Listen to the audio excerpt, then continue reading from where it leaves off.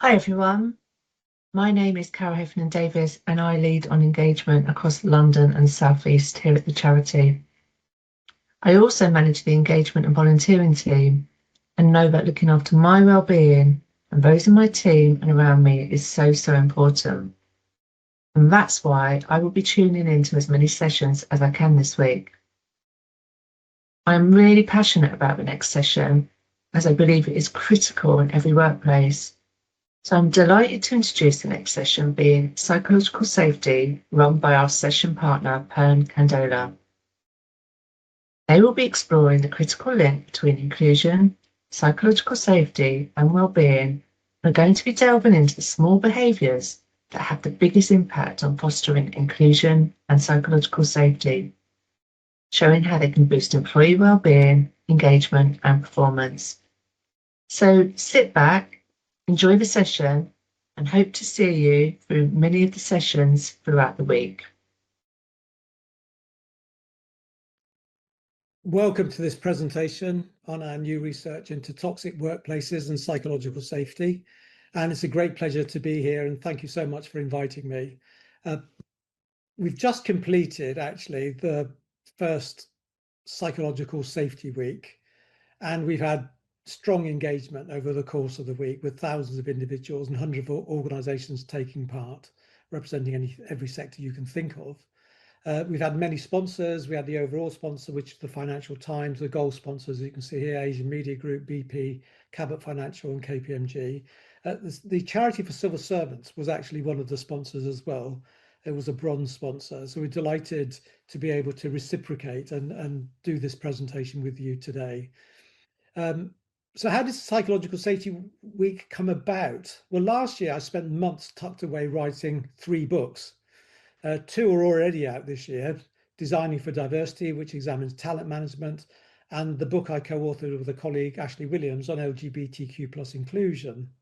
They both came out in March, 2 different publishers, and so the 2 books came out within weeks of each other. And the third, on psychological safety, will be published in November. And after so long in my study, I was determined to get out more in 2025. And my first client meeting was early in January with somebody I've known for years. And when she asked what I'd been working on, I mentioned the 3 books. And to my surprise, the one that really captured her imagination was the one on psychological safety. And she wasn't alone. In the months that followed, I had similar conversations with many clients who said the same thing.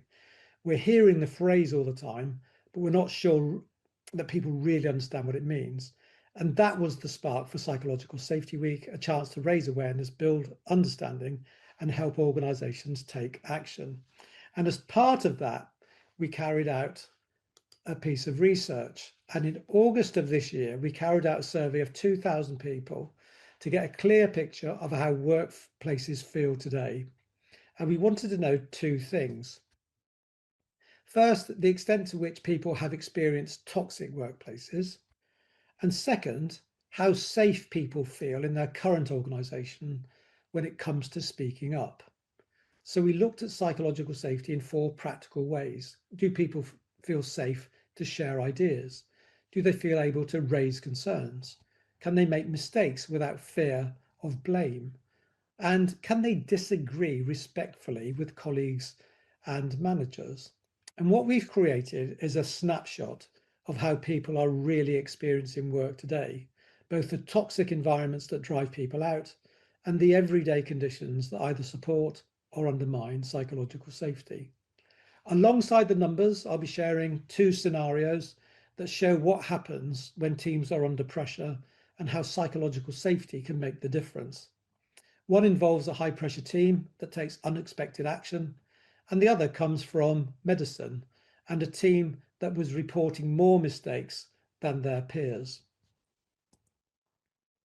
And this is the structure of the talk. I'll be looking at psychological safety in a moment, and also a particular part of psychological safety, identity and background. But first, I want to look at the exposure to toxic workplaces, its sources and consequences. In our research, 48% of people, nearly half, told us they had experienced a toxic workplace at some point in their lives. So this is not a rare or marginal issue. It's something that many of us have been touched by. And we looked at the causes of toxicity and grouped them into two categories.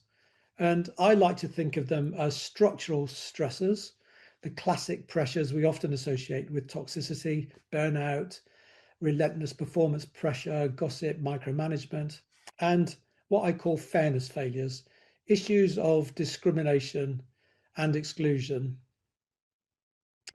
bullying, favoritism, harassment, discrimination.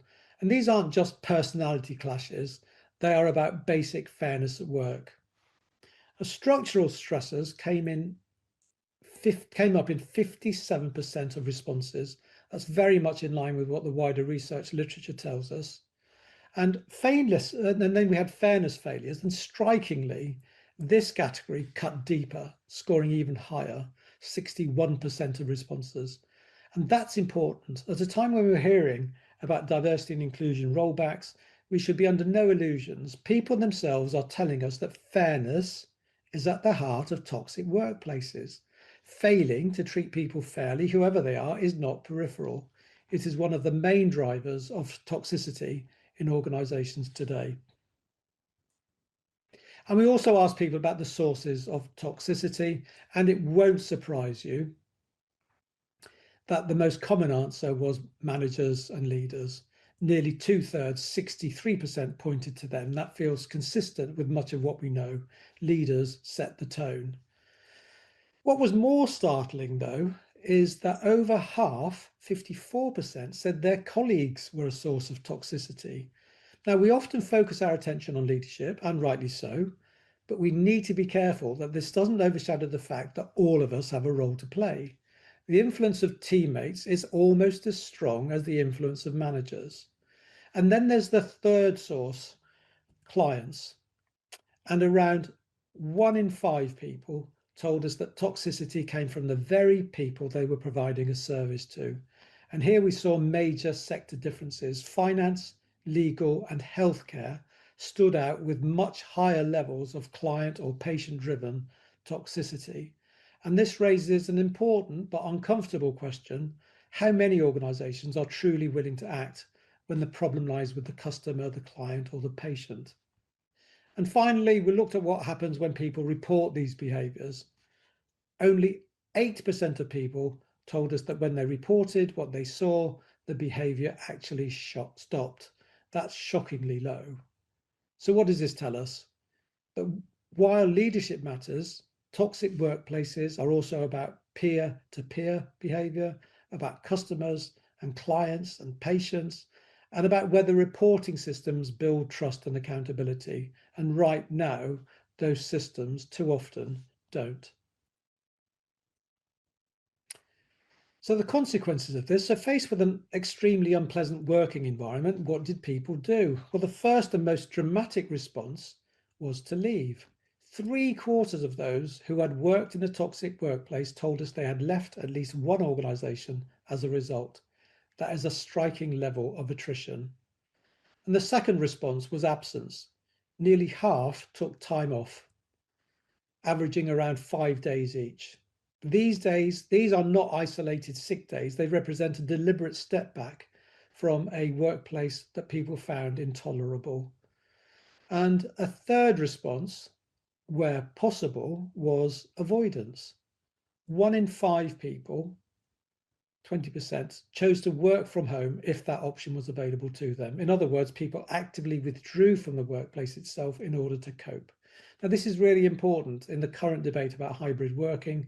Obviously, some of the reluctance is to do with flexibility or commuting, but in other cases, it may have everything to do with the fact that for quite a lot of people, the workplace is simply not a pleasant place to be. So to round up this part of the talk, let's look at the implications. Well, fairness and inclusion are at the core. Toxicity thrives where people feel excluded or treated unfairly. Inclusion is not an add-on, it's the very foundation of a healthy culture. There needs to be a focus on behaviour. Policies and value statements are meaningless unless they translate into everyday actions. It's behaviour, how people speak, challenge, how they disagree and respond, that creates or destroys psychological safety. And there needs to be shared accountability at every level.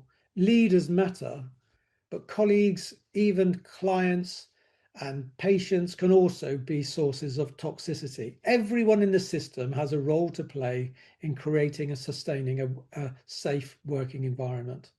And then there's day-to-day role modeling. Culture is built in the small moments, how mistakes are handled, how disagreements are voiced, how feedback is given. These daily acts of role modeling signal what is really valued. And the key takeaway, it's that psychological safety isn't achieved by slogans. It comes from fairness at the core, behaviours that match values, accountability shared by all, and consistent role modelling in the everyday moments of work. And I said there were two case studies. Well, this is the first. Here, you have a team which was under great pressure to produce, but it was being micromanaged and their calendars were being overscheduled. They had no time for breaks. There was fatigue, as you might imagine, and that led to mistakes becoming more frequent. They were producing, nevertheless, but in the end, they decided that they'd had enough and they took action. Now, in this particular case, you have what looks like a textbook example of structural stressors, the kinds of pressures that can arise anywhere, in an office, a factory, a hospital, or a bank. All of this might sound familiar in earthly workplaces, but in this case, it was happening 270 miles above the Earth's surface on board Skylab 4 in 1973. The rookie crew, Gerald Carr, Edward Gibson, and William Pogue, were obviously highly skilled and very well trained professionals, but not yet accustomed to the realities of living and working in orbit, and they were given no opportunity to ramp up gradually to the performance expected of them. The workload was relentless, rest time was eaten into, the team had to report back constantly to those in charge, and they had little sense of autonomy or control. The schedules and demands from Houston soon became overwhelming. Of course, the option of leaving the organisation didn't exist, nor could they simply call in sick. So eventually something extraordinary happened.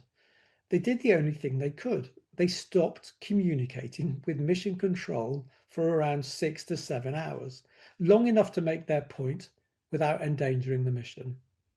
Now, a couple of years later, the New York Times and later still the Harvard Business School described it as a strike. That label doesn't quite fit. It seems more likely to have been partly miscommunication, yet the point was unmistakable. The astronauts made it clear that the way things were being run was unsustainable, and they took the opportunity to take a break from the relentless pressure and to kind of get some control over their own well-being. So the second part of our research looked at psychological safety. And when we talk about psychological safety, definitions vary, but there are 4 themes that consistently come up. I'll cover 3 of them here and return to the 4th at the end of this presentation. The first theme is voice and contribution. This is the relatively easier side of psychological safety. People in our research generally felt comfortable sharing their ideas and, to a lesser extent, raising concerns. So the baseline of speaking up is there, even though you might have thought it might have been a bit higher, at least when the stakes aren't too high. The second theme is a respect and feedback culture.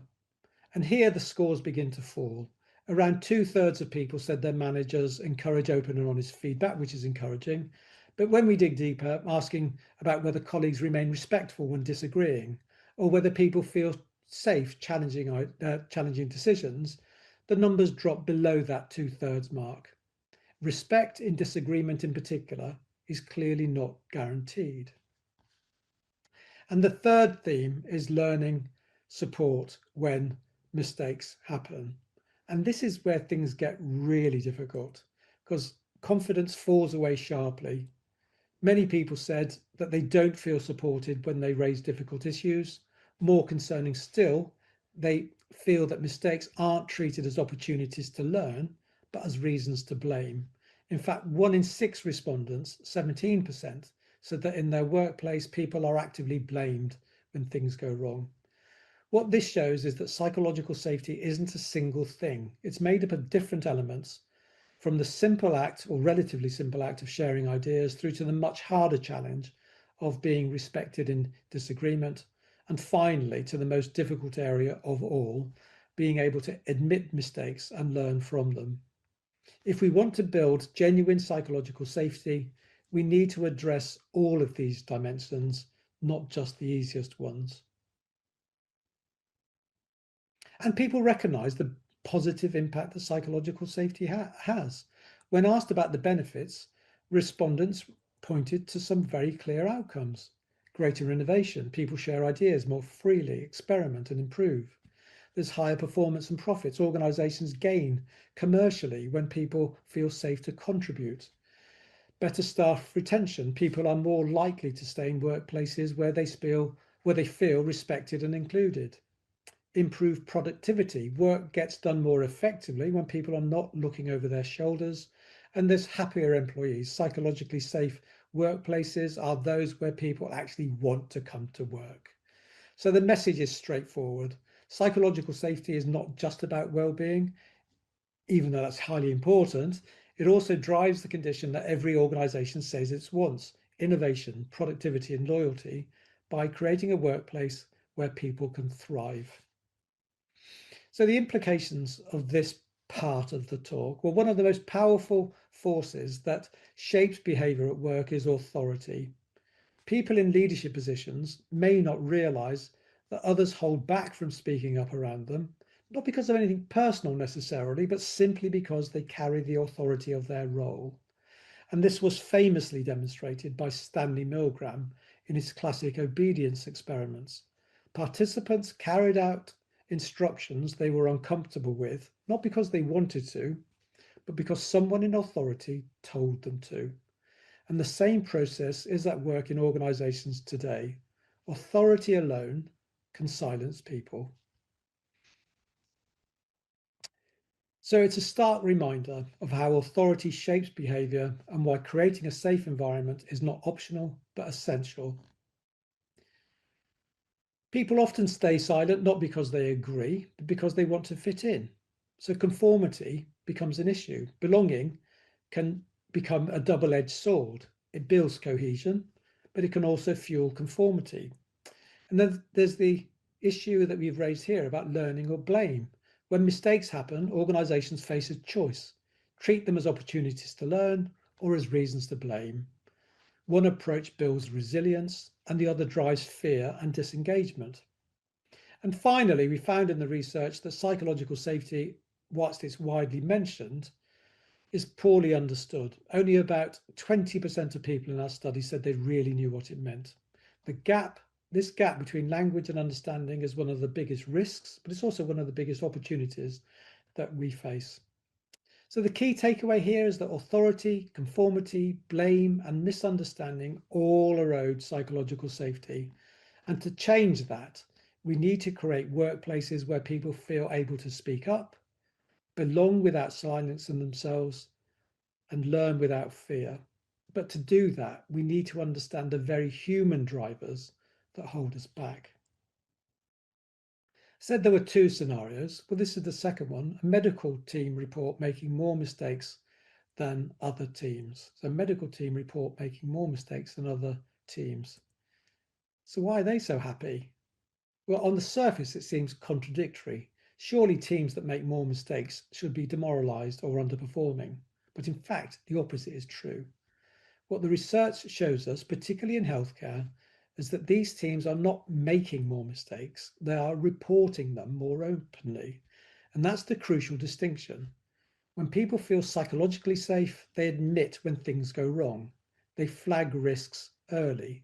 They're more willing to talk about near misses, errors, or uncertainties. It doesn't mean the team is careless, it means they are honest. And because they are honest, they learn. Teams without psychological safety, by contrast, hide mistakes. Problems get buried, learning is lost, and risks accumulate. These are the teams where patients suffer more, and even though on paper their error rates may look lower. So why does this team look so happy? Because they know they can speak up without fear, because they trust each other enough to admit mistakes, and because that openness not only protects their patients, but it makes their own working lives better too. So we've looked at exposure, sources and consequences of toxic workplaces. We've had a discussion of 3 of the elements of psychological safety. I now want to look at the 4th area. And in this final set of questions, we wanted to look at the relationship between identity, inclusion and psychological safety, which is the 4th part of the ingredients of psychological safety. One of the topics was whether identity creates barriers to people speaking up. Does identity create barriers to people speaking up? The other was whether it was the case that only some people can be truly authentic in the workplace. Over half of people said that it was true. Identity creates barriers to people speaking up. And 3/4 of respondents said it was true that only some people can bring their true, authentic selves to the workplace. And what was striking was that there were no statistically significant differences by gender or ethnicity on this question. In other words, men feel this just as much as women, and the people in the majority feel this as much as minorities in the workplace. And there are clear implications here for diversity inclusion policies. Rather than focusing on ensuring that some people, women, minorities feel included, we need to make sure that we are creating cultures where everybody can feel included. And it's clear from this data that the majority of people feel that identity and background are an obstacle to people being authentic and psychologically safe in their workplaces. In other words, inclusion matters. When organizations talk about diversity and inclusion, the focus is too often narrowed to gender or, more recently, race. And while both are critically important, they represent only part of the picture. Our data here, but in also all of the other research that we've carried out, shows that bullying, exclusion and unfairness cut across every demographic, impacting people because of their age, class, disability, their LGBTQ identity and other identities as much as gender or race. To create genuinely inclusive workplaces, organizations must confront the full spectrum of exclusionary behaviours, not just the most visible or politically salient ones. We shouldn't fool ourselves into thinking that concentrating solely on gender and race constitutes meaningful progress on diversity and inclusion. Fairness and psychological safety must apply to all. So we need to be careful not to be exclusive when we talk about diversity and inclusion. And I want to make this more concrete and take a look at the costs incurred. In a 5,000 organisation, even modest levels of toxicity, 6.5% exposure, create a measurable drag. I will use professional services as an example because in professional services firms, income is often calculated on a per person basis.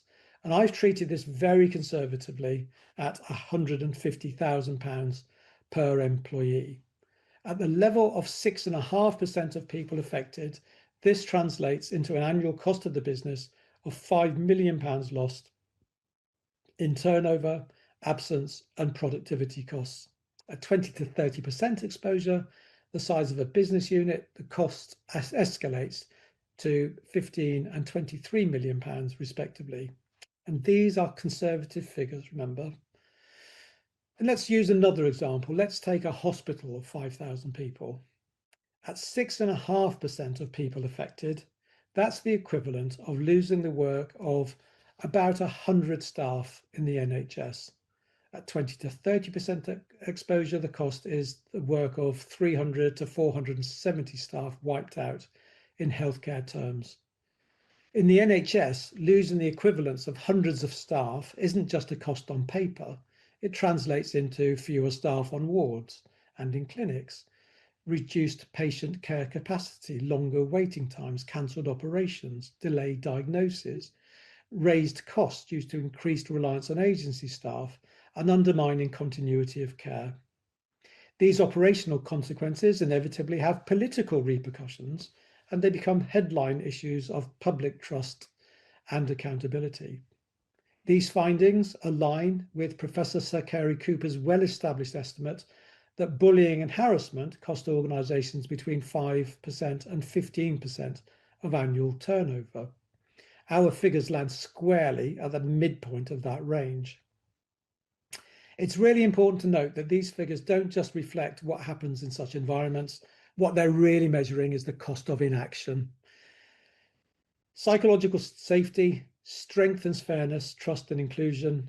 It reduces turnover, cuts absence and lifts performance. In other words, it's a strategic investment, protecting revenue, safeguarding patient care and ensuring sustainable growth. Toxicity silently drains millions and whole units of capacity every year. Psychological safety is not a soft option. It's the difference between erosion and resilience. In short, toxicity drains performance. Psychological safety sustains it.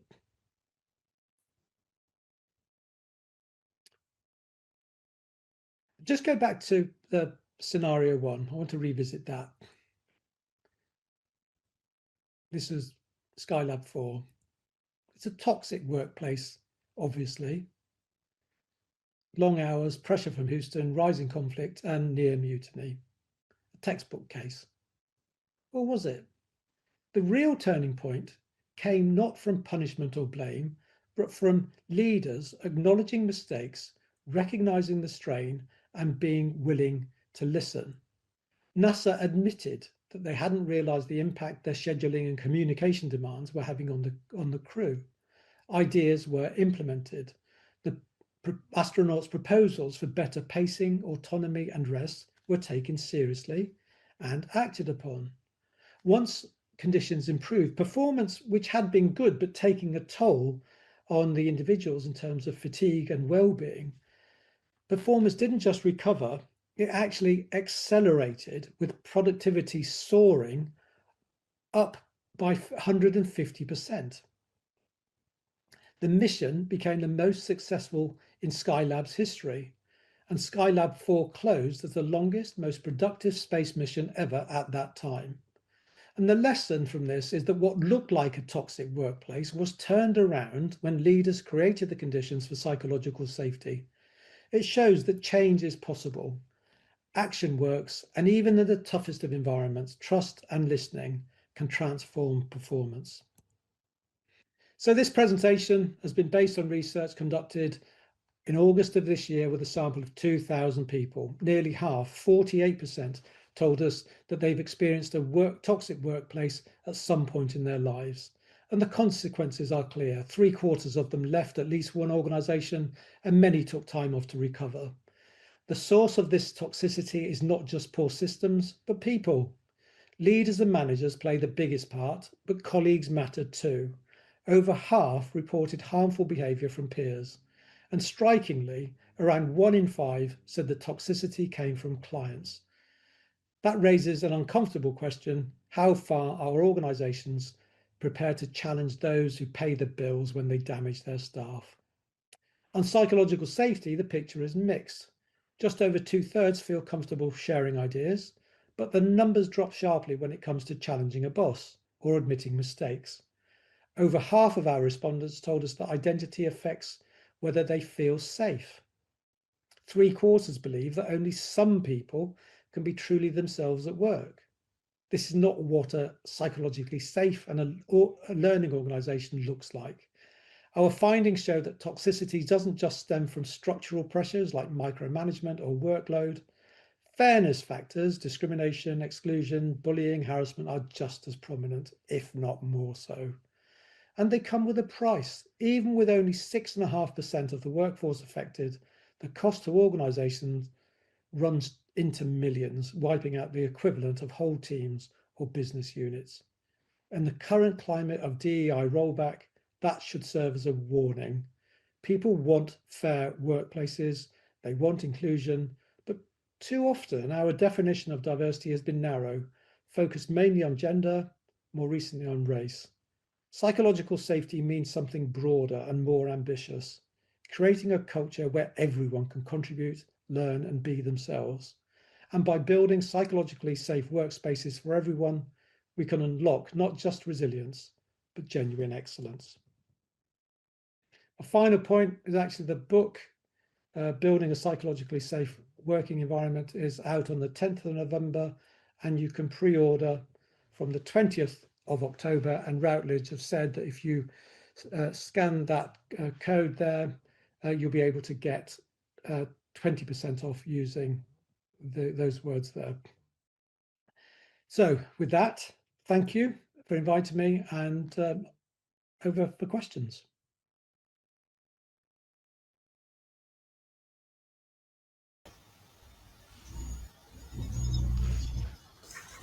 Binna, that was a great background. So I'm Kath, I work in the wellbeing team at the Charity for Civil Servants, and I'm going to be asking Binna some of the questions that have come up. I just wanted to say though, before I started the questions, the thing that I was taking away from it, I just loved what you said about culture is built in the small moments.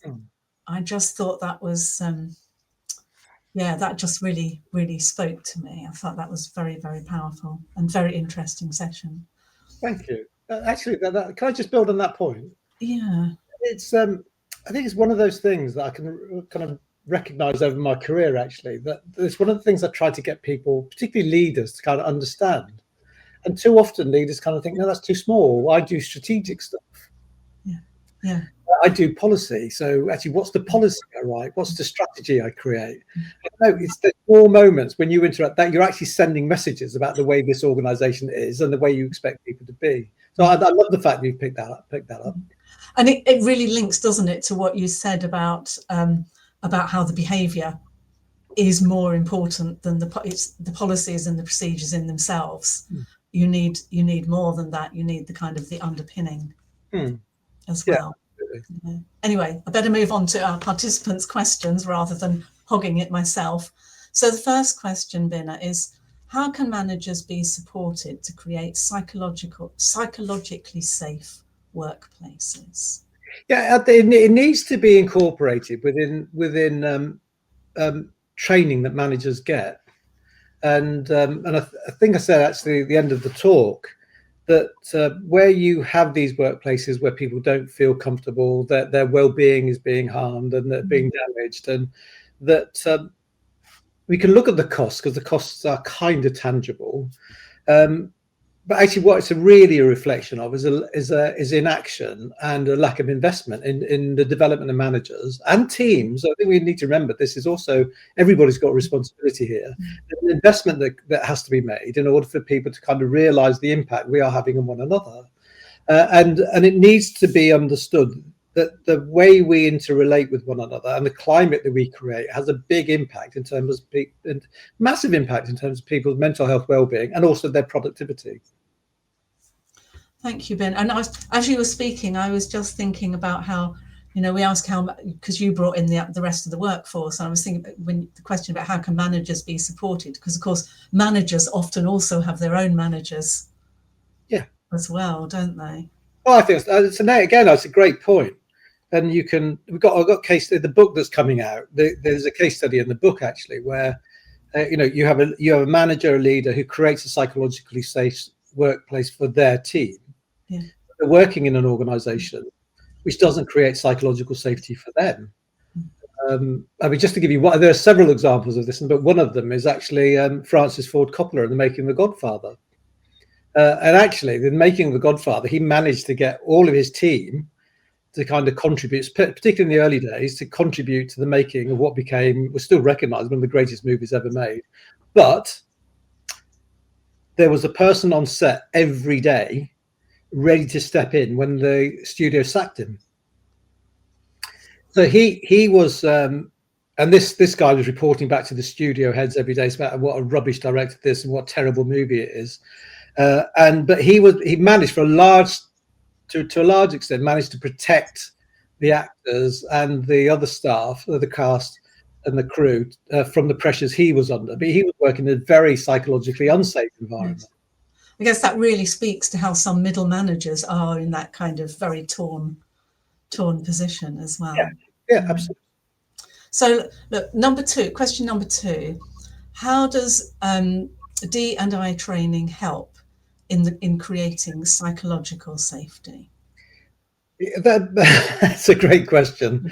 Well, it should be helping, and if it's done properly, it will help. It depends on how the D&I training is done. I say towards the end of the talk, actually, that the put the training to one side for a moment. The way typically, actually, the public sector tends to be better at this than the private sector, but the focus is not on diversity; it's on gender, and gender gets referred to as diversity, and it isn't.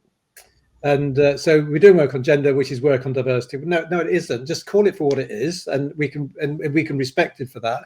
But there are so many aspects of diversity which get ignored. And we've done research in recent years on gender, obviously, on race, but we've also done research on LGBTQ+. We've done work on neurodiversity, on disability, on religion, which is turned out to be the biggest piece of research on religion in the world, actually, because so many people have a faith, feel they can't be their true selves at work. We can unpack that, but they have done work on refugee status, on weight discrimination. And there are so many ways that people feel stigmatized, stereotyped, excluded and discriminated against, and yet we only concentrate on one or two things. So when we talk about diversity and inclusion in the diversity and inclusion training, we need to be clear that what we're talking about here is an environment that we're creating where, irrespective of the aspect of your identity, you can bring it forward when it's relevant.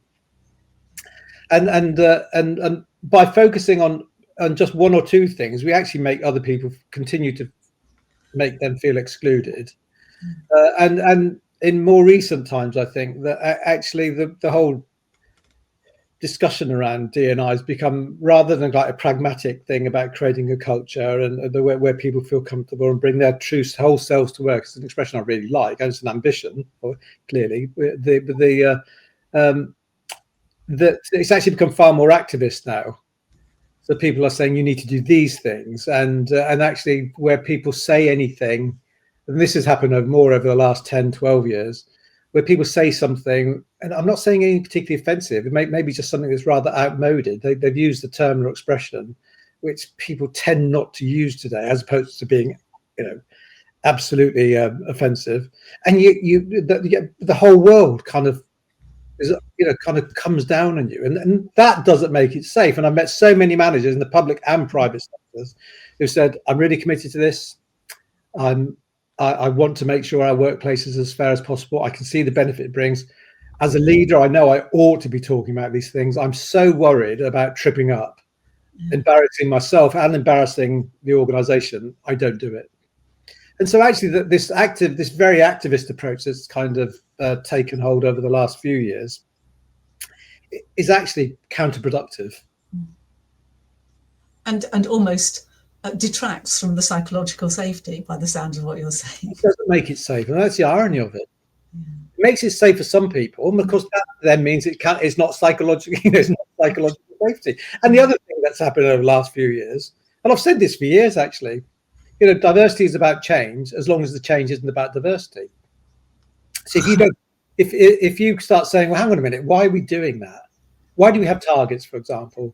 And not the psychological safety, but I've got a book coming out, which came out earlier this year. We'll devote a chapter to the failings of DEI. And one of those about target setting.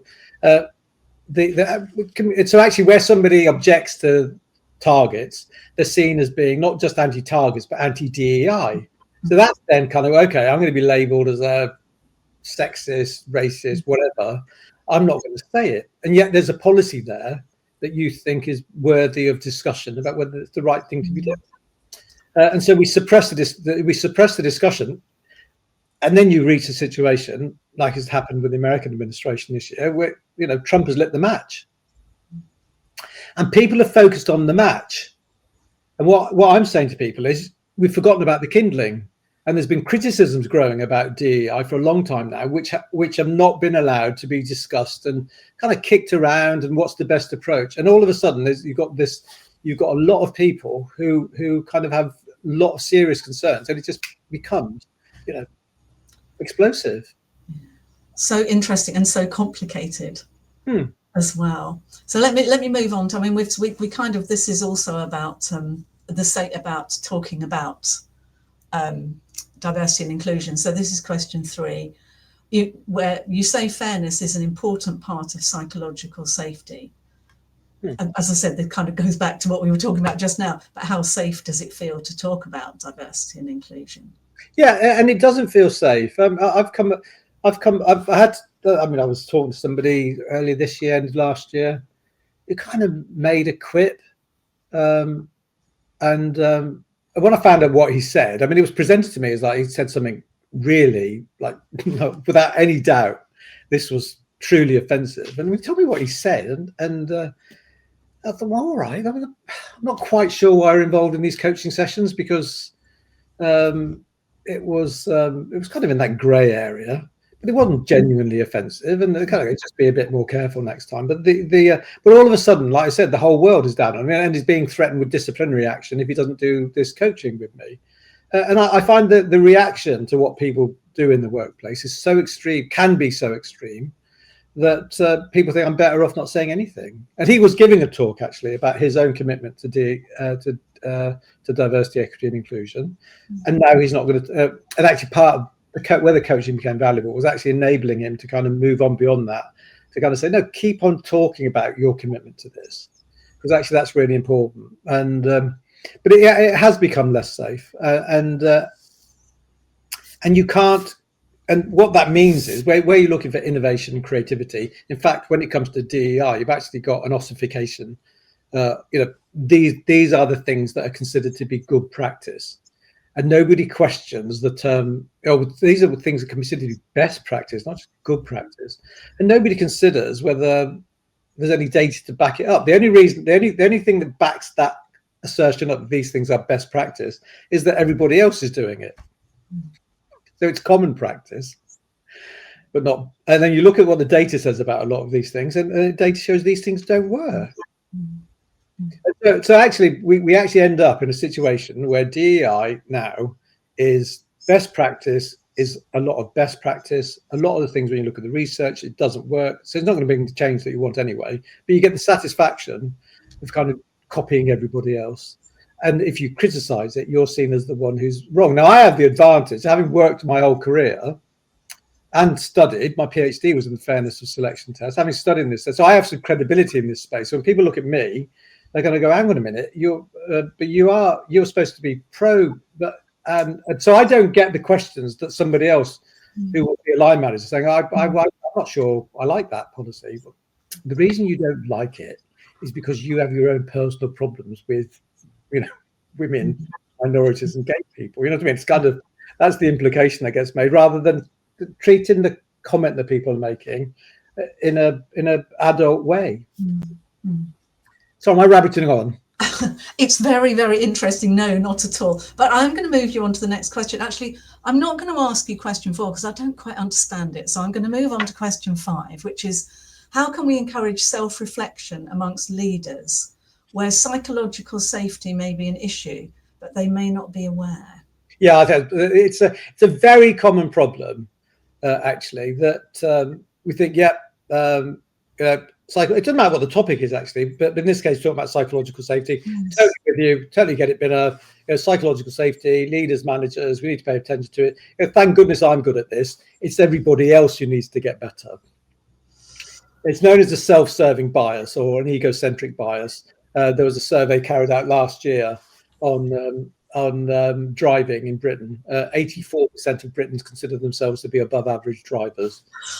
It's a very common thing. And this is one of the things you need to appreciate when it comes to psychological safety. Everybody agrees it's a good thing. Thank goodness I do it. It's these people you need to be talking to.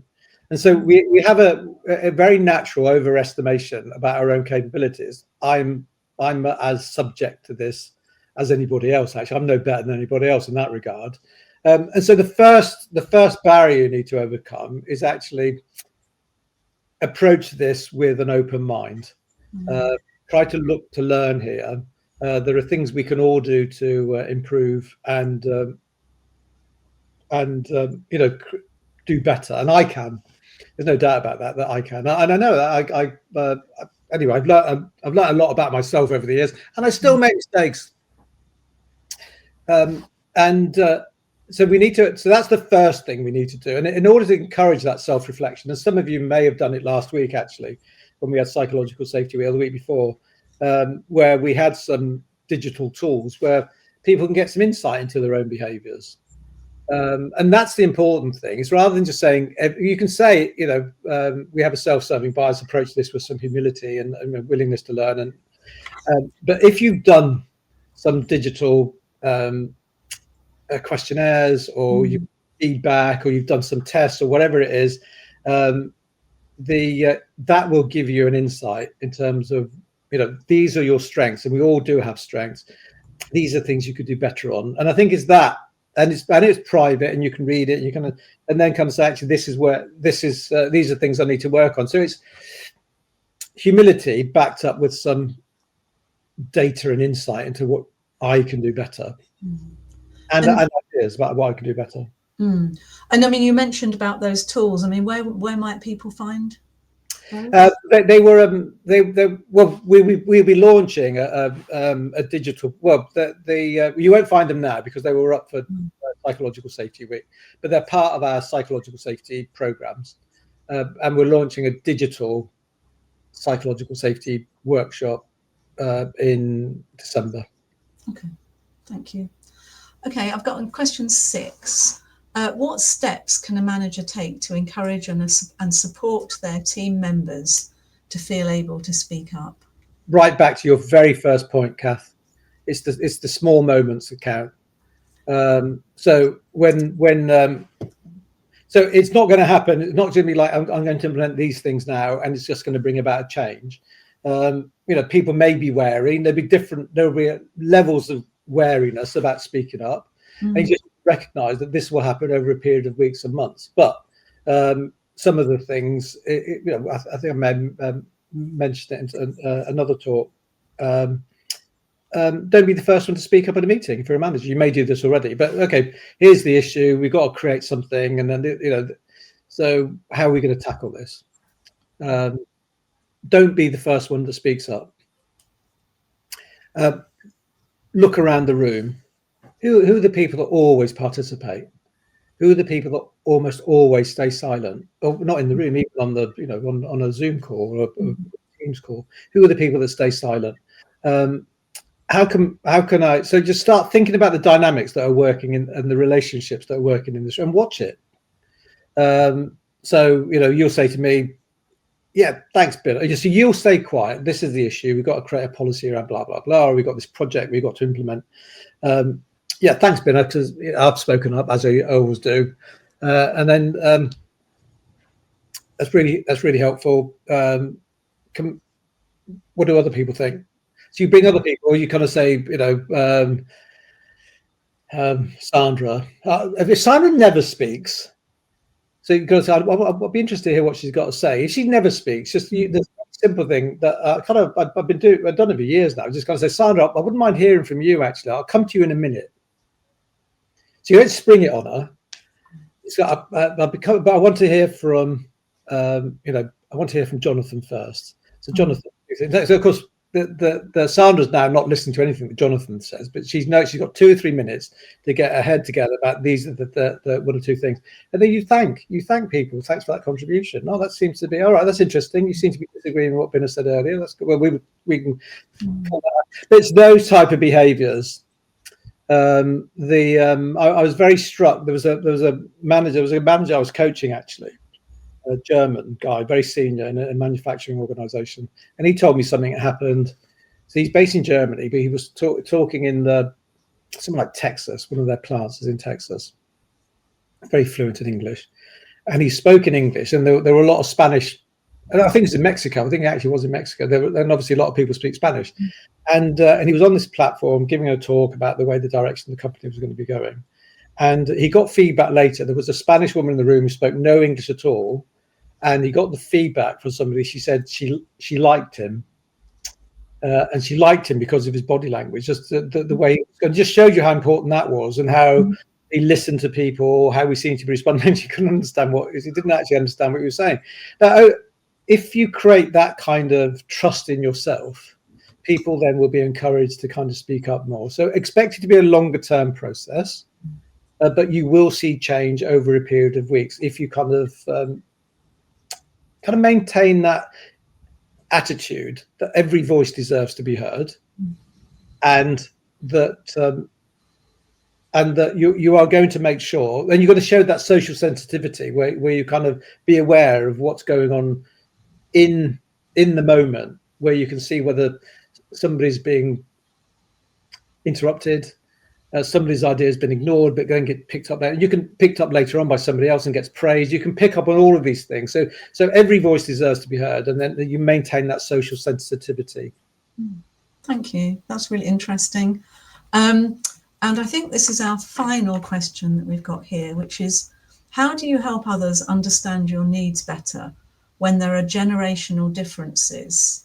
Oh, I've got another question afterwards actually coming up. I'll go back to this one again. How do you help others understand your needs better when there are generational differences, especially around mental health? Yeah, I think don't get so hung up on the generational differences. I know people talk about and there are generational differences, but the generational differences we're seeing today are kind of, there's always been generational differences. Romeo and Juliet is about generational differences. So there are going to be differences, and also recognise that if you're younger, actually your attitudes will change as you get older. My attitudes have changed as I've got older. Concentrate on the topic of mental health as opposed to generational differences. How important it is, and talk about the importance of people being able to share the issues they've had with mental health in their lives, but also how important it is to create a workplace where people are happier, they are more productive. I mean, generally speaking, generally speaking, that relationship is true. Not completely true, but it's more or less true. But concentrating around the issues around mental health, and it's more around. It may be more around the issue about talking about mental health, but you can also talk about older people and leaders in particular being able to be more vulnerable, and to talk, be more prepared to talk about some of the issues they face, not for themselves necessarily, but the impact is going to be having on other people in the organisation. That they will be more able to speak up. They'll actually feel this is a more, in terms of mental health, a more psychologically safe space to exist in. So don't get hung up with generational differences, but every generation's experienced mental health. It's our willingness to talk about it. So encourage people to kind of, and people now kind of recognise the importance of leaders talking about these things, just for the impact it has on other people, but the impact it has on them too. Yeah, and I guess that's then about acknowledging, isn't it? When a leader speaks up and talks about it, it is saying, look, it's okay to have those, to experience those issues. Yeah, and with my generation, you never talked about these things. I only relatively recently I talked about it. And it was last November. I'm visiting press at Leeds University Business School, and they had a mental wellbeing day, or health wellbeing day for men. Interesting. Yeah. And the university employs thousands of people, right? And this event had been advertised in advance. We had 12 men to it. So the stigma around it, men and mental health in particular, is still enormous. Yes. So there may be generational differences, but I think there are gender differences around this too. I would absolutely agree with that from my work in the wellbeing team as well. I'm just going to check people backstage. I'm going to ask question 8, but I think Stephen, you're going to need to put a shorter version up on the text. But so, how do we allow constructive criticism for DEI without allowing people with regressive or sexist or racist views, etc., free rein to say horrible things that are not constructive, and then would impact the psychological well-being on the rest of the... And they should never be allowed to say those things. And there are consequences for doing them. People need to be rules about the conversation and criticism. Actually, you say these things, but actually you need to understand. You need to speak up. and you also, so I think the expression I like is speak as if you're right, listen as if you're wrong, but also understand that there are other people here who will hold different views to yours, and we need to respect those different views. And that respect needs to show not just in terms of understanding these different views exist, and you will be challenged on what you say, but in terms of the language we use. And we need to make sure that the language we're using is thoughtful and respectful, and not is done in that way. I mean, anything along those lines, sexist, racist views, it should be, heavily criticised, if not disciplined. But also we need to understand that if I am offended by something that somebody says, and I'm not talking about overtly racist, sexist, other terms that are used, there's just kind of think, I just go, oh, I'm not sure about that. Actually work with as long as these kind of rules have been spelt out, that work on the basis of good intent. They probably didn't mean to cause offence, quite the opposite. So I need to respect it. And those kind of rules around conversations like this actually help to create the conditions for a civil conversation. Yeah, I love that. Speak as if you're right, listen as if you're wrong. I like that.